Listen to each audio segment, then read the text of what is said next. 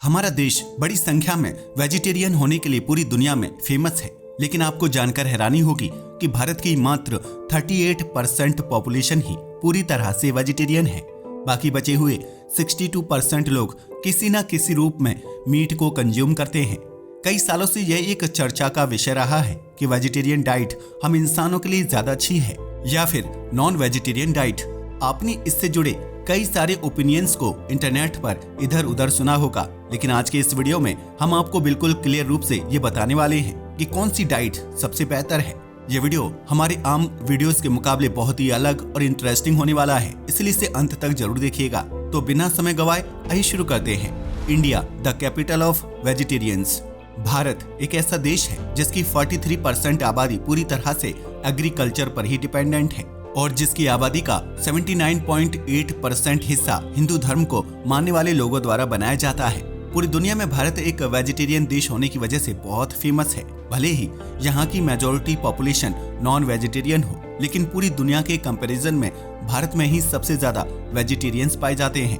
आपको जानकर हैरानी होगी कि अमेरिका में वेजिटेरियन लोगों की संख्या मात्र 3% है, वहीं पुर्तगाल जैसे देशों में यह संख्या 1.2% है। यह बात तो क्लियर है कि दुनिया में वेज से ज्यादा नॉनवेज खाना खाया जाता है, लेकिन क्या इसका मतलब ये भी है कि non vegetarian diet vegetarian diet से अच्छी होती है? असल में इस सवाल का उत्तर काफी कॉम्प्लेक्स है। आइए इसे जानने की कोशिश करते हैं। सभी जीव जंतु खाना इसलिए खाते हैं ताकि वे अपने शरीर में जरूरी न्यूट्रिएंट्स और एनर्जी को पहुंचा पाएं। हमारी बॉडी को फंक्शन करने के लिए अलग अलग न्यूट्रिएंट्स की जरूरत पड़ती है, जैसे प्रोटीन, कार्बोहाइड्रेट्स एंड फैट्स। जैसा कि आप सभी को पता होगा, प्रोटीन मसल बिल्डिंग में काम आते हैं, वहीं फैट्स का काम एनर्जी को स्टोर करना होता है। एनिमल किंगडम में मौजूद अलग अलग एनिमल्स को अलग अलग न्यूट्रिएंट्स की जरूरत पड़ती है। ये पूरी तरह से इस बात पर निर्भर करता है कि वह जानवर किस एनवायरनमेंट में रहता है और उसकी एनर्जी रिक्वायरमेंट्स कैसी है। Our ancestors and their vegetarian diet. हम इंसानों के पूर्वज एक समय पर पूरी तरह से वेजिटेरियन हुआ करते थे। जंगली इलाकों में रहने की वजह से उनके पास खाने की जरा सी भी कमी नहीं होती थी।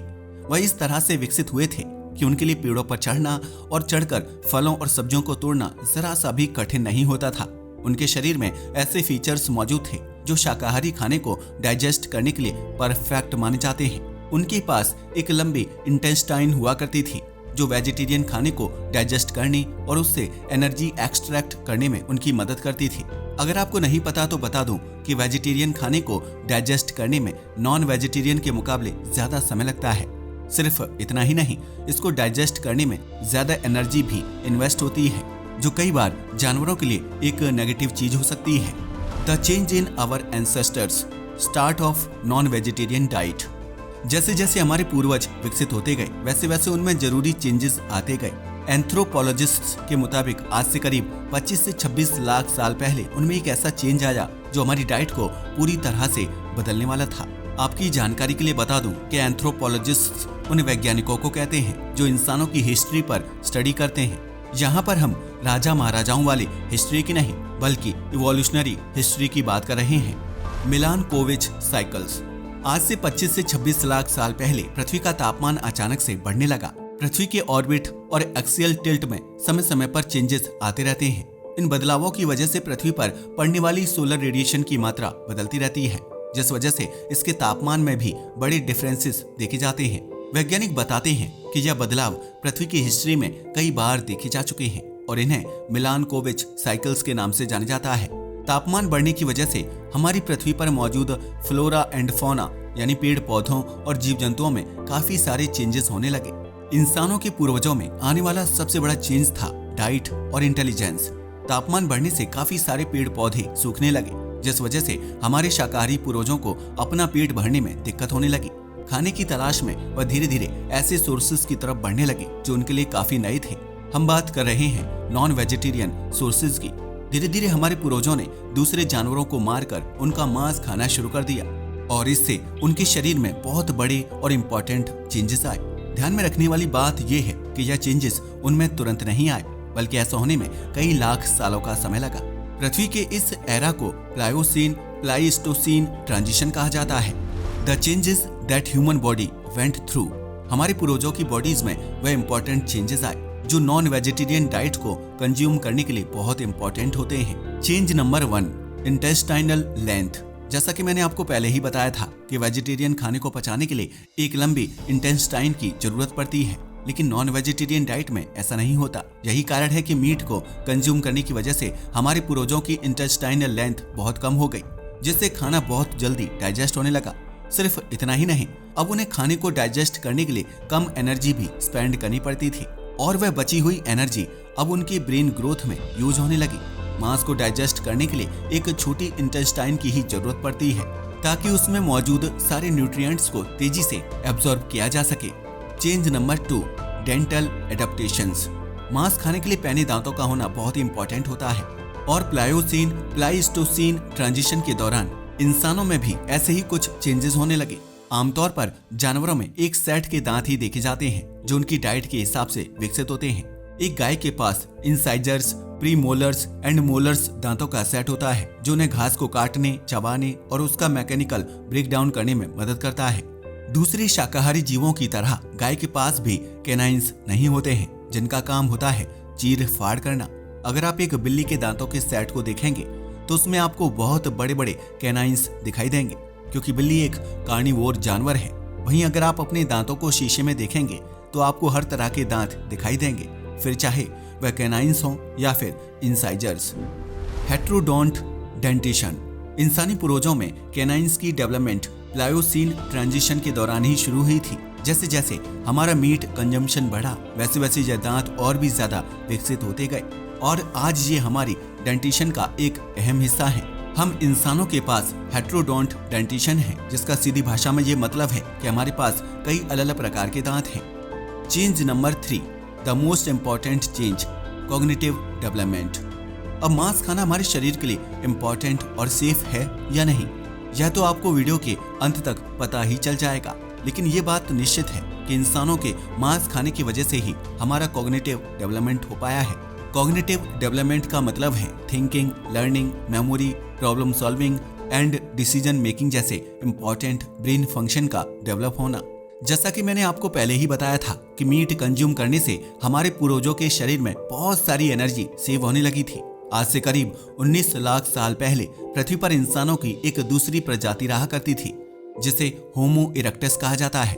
ये इंसानों की पहली ऐसी स्पेशीज थी जिन्होंने नॉन वेजिटेरियन डाइट को अपनी प्राइमरी डाइट बनाया था। मांस खाने की वजह से इनके शरीर में जो भी एनर्जी बचती थी वह इनके दिमाग की डेवलपमेंट में खर्च हो जाती थी। सिर्फ इतना ही नहीं, दूसरे जानवरों का शिकार करने के लिए कम्युनिकेशन और डिसीजन मेकिंग जैसे स्किल्स भी बहुत इंपॉर्टेंट होते थे जो धीरे धीरे अब इंसानों में डेवलप हो रहे थे।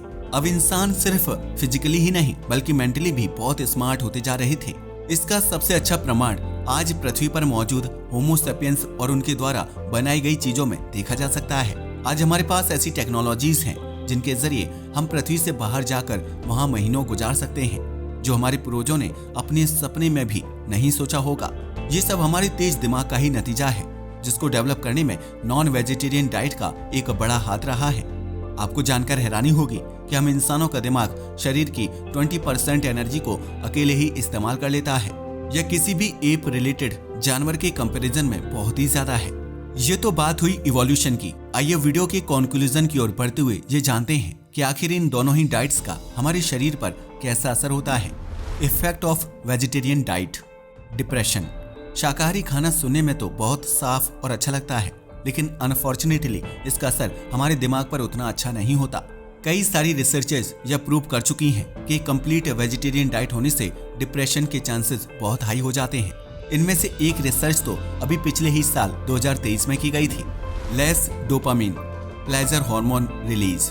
डिप्रेशन होने के साथ साथ वेजिटेरियन डाइट से हमारे दिमाग में उतना डोपामिन रिलीज नहीं होता जितना नॉन वेजिटेरियन खाने से होता है। हालांकि वेजिटेरियन डाइट में भी ऐसे कई सारे ऑप्शंस हैं जो एक अच्छी मात्रा में डोपामिन को रिलीज करते हैं, जैसे दाल, पनीर और rajma.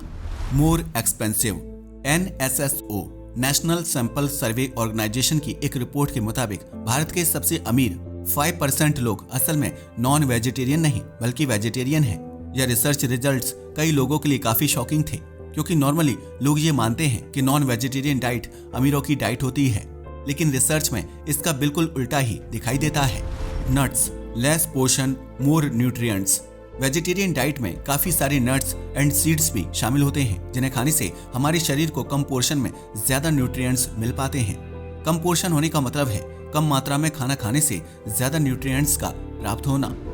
Effect of non vegetarian diet. Addictive. Non vegetarian खाना खाने से हमारे शरीर में भरपूर मात्रा में सेरोटोनिन और डोपामिन जैसे केमिकल्स रिलीज होते हैं, जो इस खाने को इतना ज्यादा एडिक्टिव बना देते हैं। इसके अलावा मीट में ओपिएट्स मौजूद होते हैं, जो एक ऐसा केमिकल है जिसका असर बिल्कुल ड्रग्स की तरह होता है।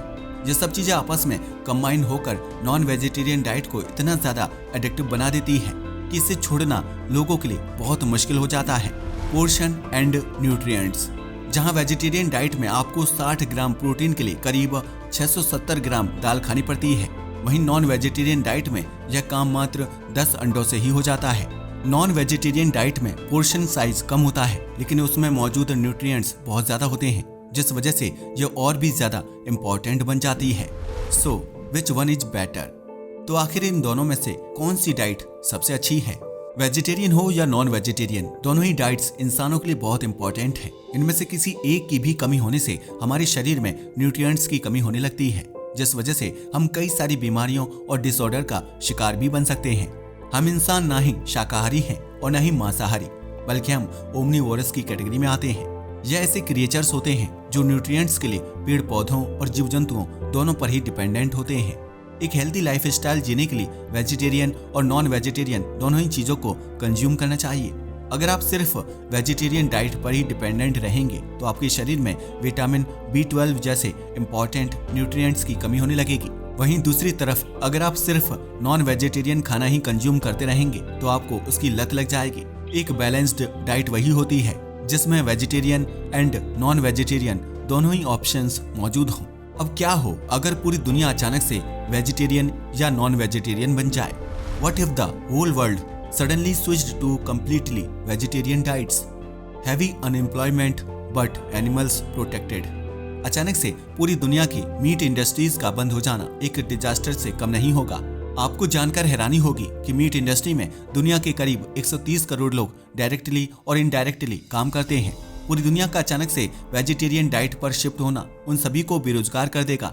जहां इंसान अपनी नौकरियां खो रहे होंगे, वहीं हर दिन करीब 20 करोड़ जानवर अपनी जान गंवाने से बच रहे होंगे। दुनिया भर के नॉन वेजिटेरियन लोग हर दिन करीब 20 करोड़ जानवरों को मारकर खा जाते हैं और यही कारण है कि आज मीट इंडस्ट्री की वैल्यू 14 करोड़ रुपए है। Less global warming. Non vegetarian diet बंद होने से सिर्फ जानवरों की जान ही नहीं बल्कि हमारी पृथ्वी की जान भी बचने लगेगी। असल में पृथ्वी की 60 से 70% food related global warming meat industry की वजह से ही होती है। अगर अचानक से इसका प्रोडक्शन बंद हो जाएगा तो ग्रीन हाउस इमिशन 60 से 70% तक घट जाएंगे, जिससे पृथ्वी के बढ़ते हुए तापमान में थोड़ी रुकावट आएगी। इस रिपोर्ट को कुछ साल पहले BBC द्वारा पब्लिश किया गया था और आप इसे इंटरनेट पर सर्च करके आसानी से एक्सेस कर सकते हैं।